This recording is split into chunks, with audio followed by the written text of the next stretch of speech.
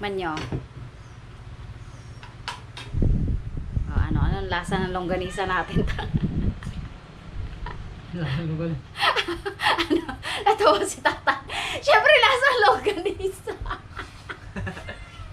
Sabi ni tata, bakit longganisa yung nakuha ko?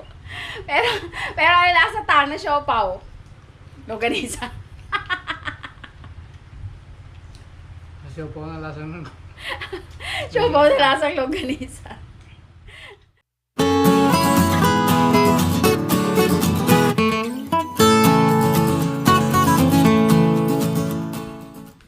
Hi guys! Welcome back sa aming channel, ang KKK by Jeng and Otep. And of course, it's me, your Ate Jeng. Wow! Siyempre, naka-tripod para naman makita natin ng maigi itong ating gagawin. At ang ating lulutuin ngayon ay isang napakasarap na merienda. Of course, ang siopaw. Oh! At mamaya, surprise kung ano yung feeling. Wow, surprise pa. Alam ko naman, nakita nyo na sa title. Ayan, syempre, gawin muna natin, i-proof muna natin yung ating yeast. Bago ang lahat. O, diba? Etong tubig ko kasi, baka sa kadadaldal ko, lumamig na. Lukewarm water ito. 1 cup. Okay. 240 ml. Tapos, meron tayo ditong 2 teaspoon o 2 kutsarita na yeast. Active, dry, active yeast. Ipo-proof muna siya, guys. O, para makita kung active. Oh. Wow! O, diba, yeast? Tapos, 3 tablespoon of white sugar. Kasi i-rest pa natin to ng 15 minutes. Yung proofing time kasi is 15 minutes. Haluin muna natin ng konti. I-rest natin ito ng 15 minutes. Ayan, medyo mahaba-habang proseso na naman kasi meron na namang dough. Pero syempre, sagad naman sa sulit ang ating mga kinakain, mga niluluto. O, diba? Saka natututo rin tayo, guys. Sabay-sabay tayong natututo. Ayan. Ayan guys, nag 15 minutes na. Tingnan natin. Ayan, okay na yung proofing natin. Kasi naging foamy. Ayan, kung makikita nyo.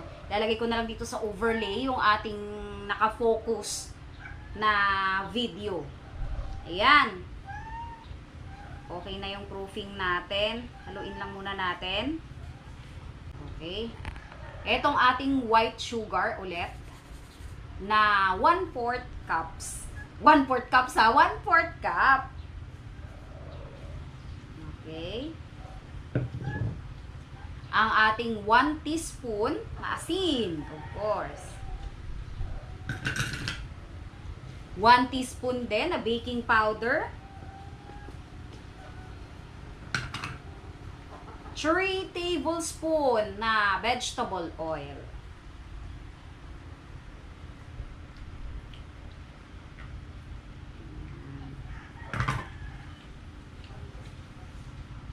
At 3 cups ng all-purpose flour. Medyo marami-rami to. 3 cups, o diba? Yung mga empanada natin, tig to 2 cups lang yun. 1.5, o diba? Yung iba. Lagay natin. Lagay muna natin dyan. Halu-haluin lang natin hanggang maging doughy.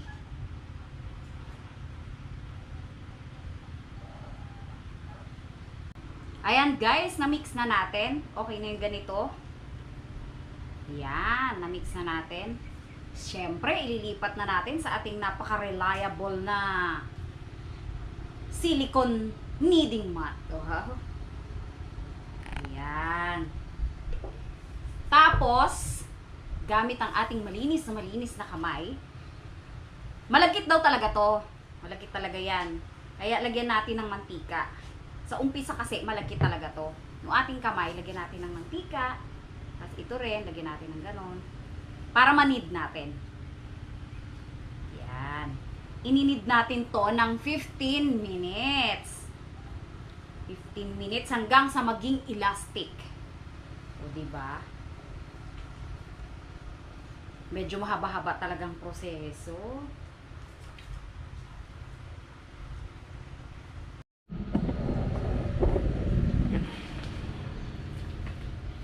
Ayan guys, hindi kinaya ng aking silicone mat kasi pala, sobrang sticky pala to. Sticky talaga siya. Pero, ayan, elastic na. Elastic na siya ngayon. Tapos pag nag-sticky lang, lalagyan lang, i-grease lang na daw natin yung ating kamay. As in, pina-research ko pa kay OTEP, guys. Kasi talagang sabi ko, wala na yatang pag-asa. Hindi ko nagagawin. Pero, ipapakita ko pa rin sa inyo kung ano yung outcome. Kasi meron din palang harina na masyadong sticky.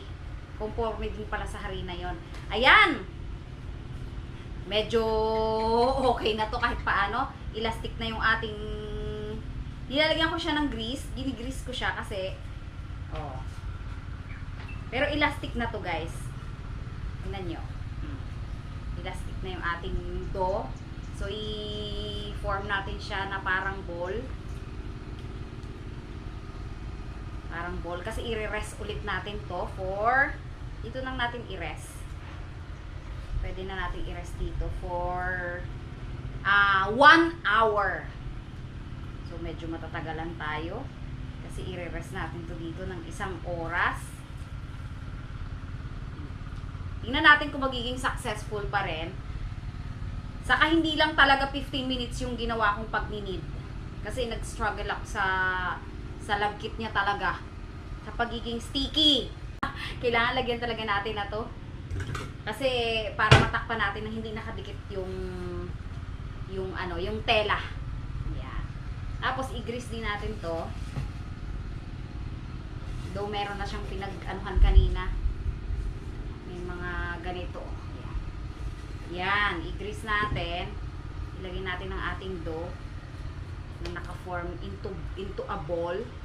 Yan, parang bola, pero parang malambot kasi. Yun ang ano ko kasi parang malambot siya. Tingnan natin mamaya, guys. Ayan. Okay. Mukha namang magiging successful din. Nawa naman ay maging successful. Ayan. O, takpan natin for 1 hour. Itong aking ginamit na tiles ay sobrang linis to at bago. Hindi po ito nagagamit. Pinagpapatungan lang namin ng butane. Ilinis ko talagang husto. Dahil wala. Dumidikit lang. Ang aking silicone mat. Dumidikit lang po talaga. O, ayan na. Inisin ko na lang mamaya. Ayan, guys! Balikan namin kayo after an hour. Guys, habang hinihintay natin yung ating dough, ay gumawa naman tayo ng sauce. Ito yon, 2 cups of water. Pakuluan natin. Tapos, oh, ayan. Oh. Lagyan din natin ng asukal. 1/2 na tasa. Tapos, meron tayong 1 pirasong star anise. Tapos, ang ating soy sauce ay 1/4 cup. Tapos, lagyan natin ng black pepper. Ayan. Mga at least 1 teaspoon. O, kumukulo-kulo na. And then, syempre, para lumapot, lagyan natin ng 3 tablespoon ng diluted na cornstarch, of course. Yan. Yan lang ang ating sauce.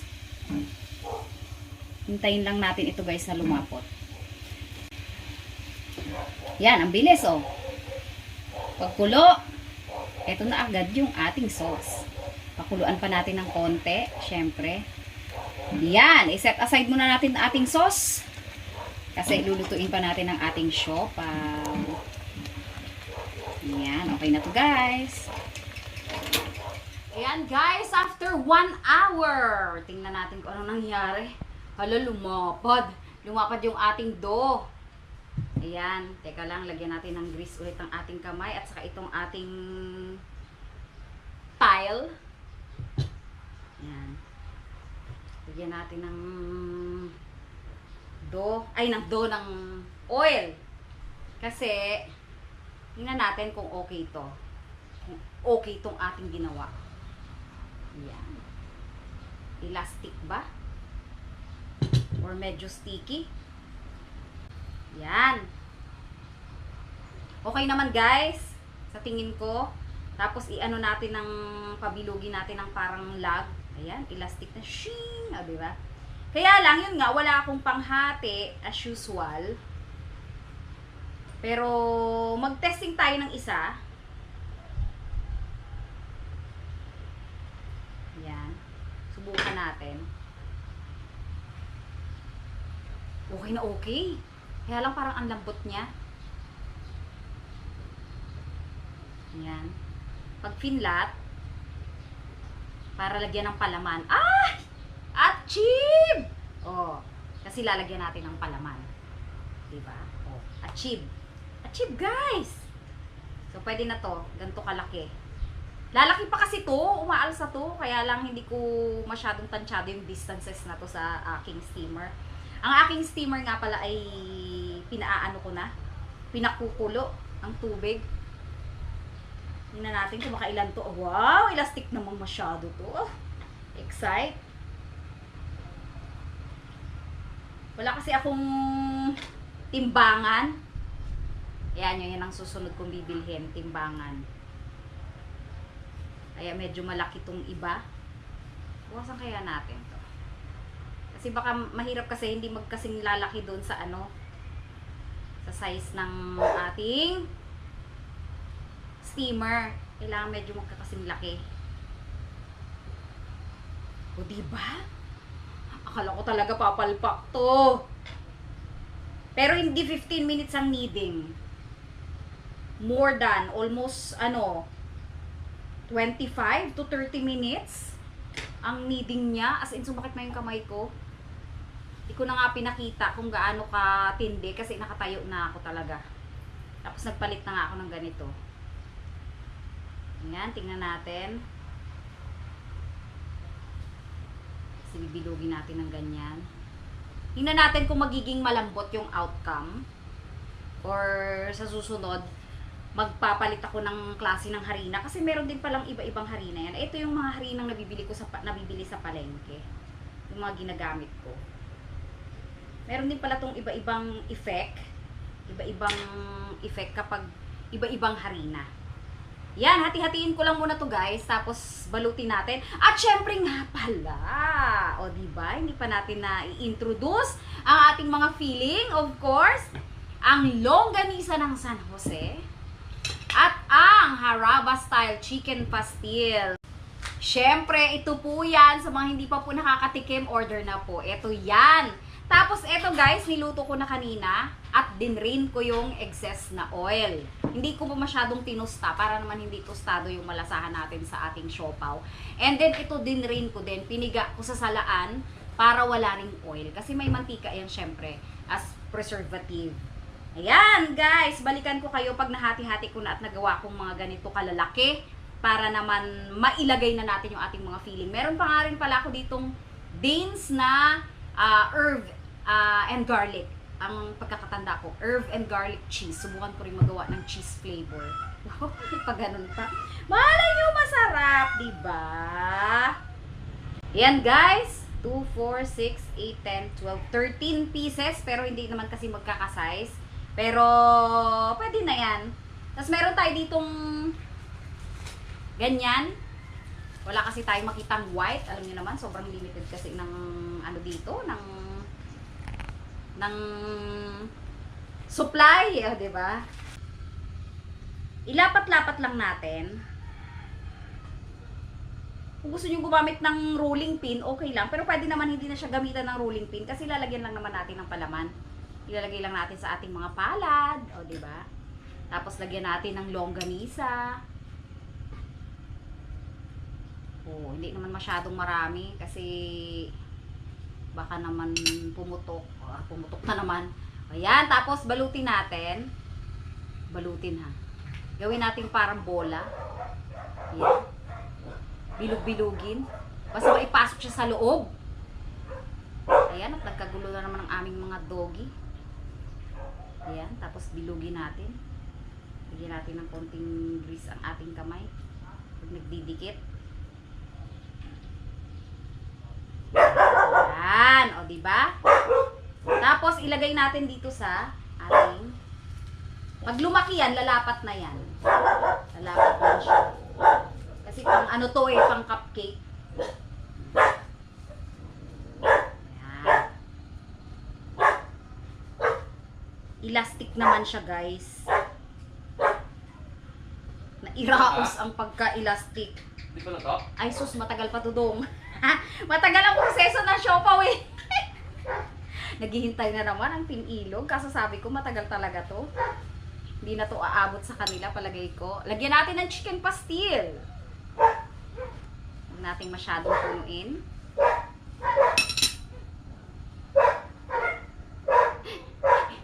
hindi aabot sa kanilang merendahan ngayon.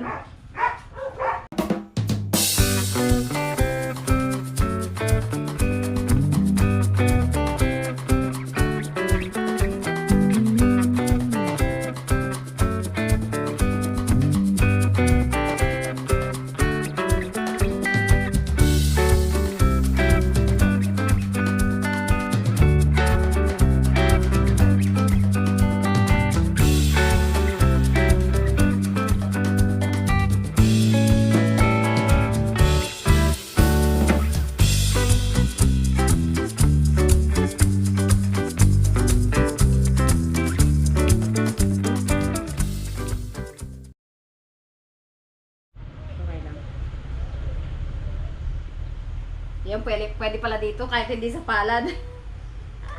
Nagpapakahirap ako sa palad ko, guys eh. Pwede pala dito, oh. O, diba?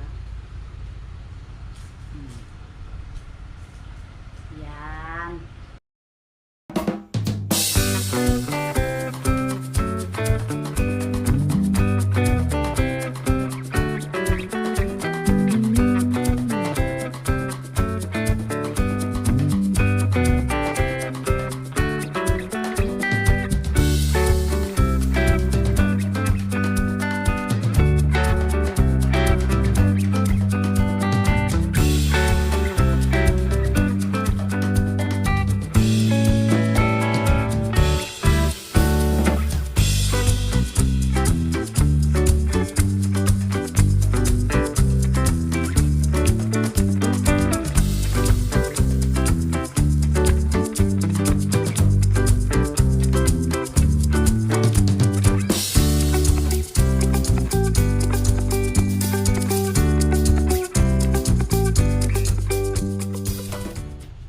Ayan, nandito na ang ating steamer na kumukulo na.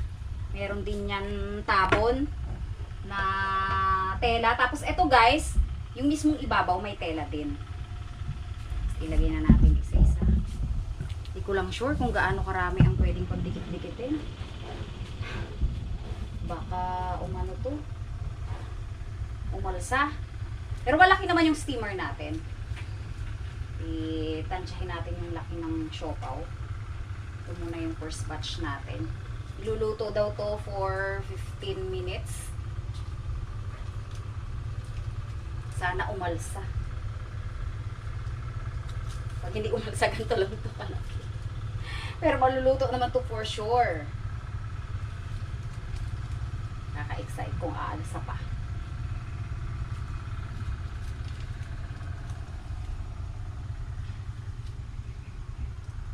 Isa na lang. Yan, mamaya na to sa second batch na. Baka kasi masyadong magdikit-dikitan. Hindi natin alam kung malaki eh. Ayan. Baka dumikit siya dito sa damit. Layo natin ng konti. Ayan. Tapos takpan natin and lutuin natin for 15 minutes. Ayan. Okay na. Ayan guys, after 17 to 15 minutes, lumagpas na kasi ng konti ng 15. Tingnan natin. Ayan na! Luto na! Luto na ang ating first batch. Pero hindi pala siya masyadong malaking-malaki naman. Wala, paano ko siya makukuha? Wait lang. Kamayin ko na lang siguro. Kasi hindi naman sumisingaw. Mainit! Hindi kaya. Ayun! Oh! Pero kailangan ang lasa. Kailangan ang lasa. Pa-justify natin ang lasa.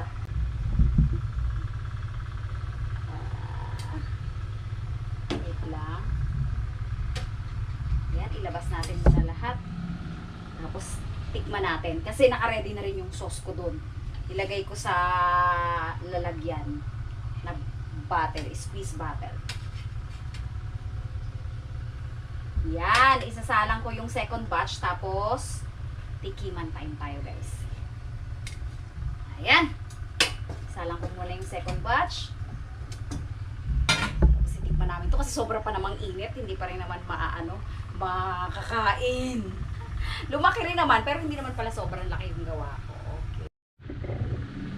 Ilagay na natin yung ating second batch na ilang piraso.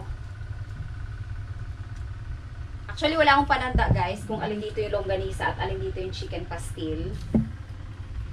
Chamba na lang po. Parehas namang masarap yun. Ingat. Yan.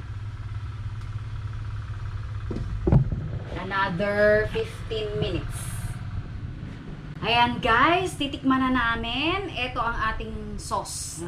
Dito natin nilagay. Natikman na ni Otepin kanina. Kaso nakalimutan ko maglagay ng cheese na herb. Sabi niya, ang sarap pa naman yan. Hindi na rin naman masyadong mainit, anak. Patikman natin to. Tiakin natin. Titikman natin kung kung ano to. O, diba? Binabalatan ng ganyan. Kasi baka makain natin yung balat. O, diba? Yan naman ang siopaw eh. Tingnan natin to, guys. Ang init pa din. Mainit talaga. Mainit pa. Ayun! Longganisa! Oh! May pa-surprise. Siyempre ganyan yan, anak. Oh. Sobra. Sa'yo na yan. Go na yan. At sa akin to, may sugar din ang sauce, pero okay lang. Sige, go. Tapos yan. At puro may sugar to lahat. Tikman natin. Ang sarap! Dapat mapatikim natin to sa iba. Kaso konti lang. Dalhin natin mamaya dun sa kalsada. Ang sarap! Perfect pala yung longganisa. Dapat maghanap tayo ng pastil. Naku, itong problema ko, hindi ko nalagyan ng tanda. Sabi ni Daddy Dada, dapat pinunitan ko daw. Nawala na sa isip ko, nagmamadali na kasi ako, guys. Pero ang sarap ng longganisa. Okay, tingnan natin to. Pastil sana. Pastil. Pastil kasi dalawa lang yung bubuksan namin ni Ote para naman magkaroon din yung iba. Makatikim. Tingnan nyo guys. Diba? Masaya ba? Alisin mo yung balat ha, baka makain mo. Hindi lang masyadong ma-floppy. Pero ang sarap pa din. Sa susunod, kulang lang siguro sa need. Grabe, sumakit na kasi yung braso ko eh. Ganun pala yun. Bibili talaga ako ng ganung pang need. Oo, kala mo naman, hindi diabetic. May plano pong gumawa ng maraming siopaw. At kung anong tinapay. Ano, masarap ang pastil? Sarap. Sarap eh. Pastil. Oy! Order na kayo guys ng chicken pastil. Ang sarap niya palang gawing siopaw. Eto na yan. Hindi lang pang ulam, pang siopaw pa, pang merienda. Sarap no? Bagay na bagay pala siya dun sa sauce. Sarap. Piling ko yung sauce na yan. Pwede natin gamitin tong sauce na to for ano din. Kikiam. No? Pero mas ano siya dito. Mas bagay talaga. Pampulang pa. Ayun mo ka pa. Parang nabitin siya. Huwag mo nang hulaan kung ano. Para sa masarap. Yan nga. Longganisa. Longganisa. May pa-surprise. Meat. Oh, sa'yo yan. Eh, dati naman to. Gutom na yan eh. Dati. Ikaw ang makakapagsabi. Kain tayo, guys. O, Dad. Go. Yan. Sarap. Ang linamnam. No? Ang sarap, guys. Sulit naman yung yung mahihirap gawin. Sulit naman yung pagkain. Hindi nga lang talaga siya masyadong umalsa na yung alam mong siopaw na sobrang alsa. Pero bakit yung texture niya ganun din? Di ba, Dad? Ganun din yung texture niya, pero hindi siya masyadong alsadong. Pero yung texture niya, guys, yung lambot niya, ganun din. Saka yung sarap. Di ba? Sarap. Sarap. At least alam na natin. Pero parang ayoko nang ulitin. Ang sakit daw ganito ko! 20 minutes ka ba naman mag-ninid ng ganon? Maganda talaga yung electric mixer. Yes, pag may electric mixer kami, gagawa talaga ako ng marami. Lalagay ko yan sa wishlist ko. Kasi ang ganda, ang sarap. Ano? Pwede din to, guys. Palagay ko doon sa empanada na ginawa ko. Yung dough nun. Pwede ang pastil at ang longganisa ng San Jose. Ang sarap. Hindi ko tinusta ang longganisa ng San Jose. Ang sarap, guys. Ang sarap niya. Hindi lang siya yung typical na asado, bola-bola. Hindi lang ganun. Merong kakaibang flavor tayo, di ba? Ayan! Yun lang po ang aming vlog for today. Sana po ay pare-parehas tayong may natutunan. Ang dami ng aming sauce. Pero may nakasalang pa po ako doon. Maraming salamat po sa mga patuloy na sumusuporta sa aming channel. Kapag po gusto ninyo ng mga additional life updates, i-follow po ninyo ang aming Facebook account. Parehas ni Daddy D. Ang sa akin po ay Josephine Guansing de Dios at Dante de Dios po kay Daddy D. Ayan, marami po kami mga post doon na kung ano-ano, mga live events, mga throwback, kung ano-ano. Ayan, maraming salamat po ulit and God bless po. Ayan, tikman ni Tatang. Biniyak na ni Otep, Tang, kasi namili siya ng pastil. Ayan, longganisa yan, Tang. Ayan, Tang, yung sauce. Ay, Lagyan nyo, biyakin nyo, tapos lagyan nyo ng sauce. Biyak na yan, Tang, sa gitna. Yun. Lagyan nyo ng sauce. Nalilinggit nga lang, hindi man lumaking masyado. bilang pizza eh. Sa kabila, pizza. Parang Tikman nyo. Anong lasa ng longganisa natin? Natawa si Tata. Siyempre, lasa ng longganisa. Sabi ni Tata, bakit longganisa yung nakuha ko? Pero ang lasa, Tang, na siopaw. Longganisa. Kasi po ang lasa ng Siopaw na lasang longganisa. O, kasi asado yung uso sa kabola-bola. Ay, syempre, ibahin naman natin. Para naman may iba tayong flavor. sarap naman, may sauce naman eh. Sarap yan eh. Ang longganisa, nag-iba yung lasa, Tang, na may sauce, no? Hindi na siya lasang ulam. Parang palaman talaga. Pero si Otep, Tang, mas gusto ang pastil. Ayan, guys, inubos ni Otep. Sarapan siya kasi pastil yung nakuha niya sa dulo.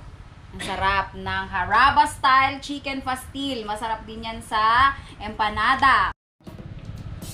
Ayan. Nagbukas din si Tatang ng pastil kasi sabi namin tikba niya rin yung pastil eh. Oh. Ano, Tang? Haraba style chicken pastil. Sarap. Sarap ba? Lasang pastil. Sarap pa. Pastel. Lasang pastil. Pero masarap siya, Tang, sa siopaw, no? Masarap siya sa siopaw. Nakakatawa. Umaga yung sauce bago yung ano niya. Yung pastil. Lasang pastel. Masarap pala yung ulamin yung ganyan, Tang. Yung pastil tapos yung sauce. Lagay ko pala sa ref yan kasi ang dami. Ang dami nung nagawang sauce. Konti lang pala yung kakailanganin. Palmas na pa yan ah. Saka pwede siya, Tang, sa ano? Sa kikiam. Saka sa fishball. Kasi ganun din yung lasa. Yung isa dyan, no? Tumuha na naman. Yan, approve kay Tatang ang lasa. Sarap.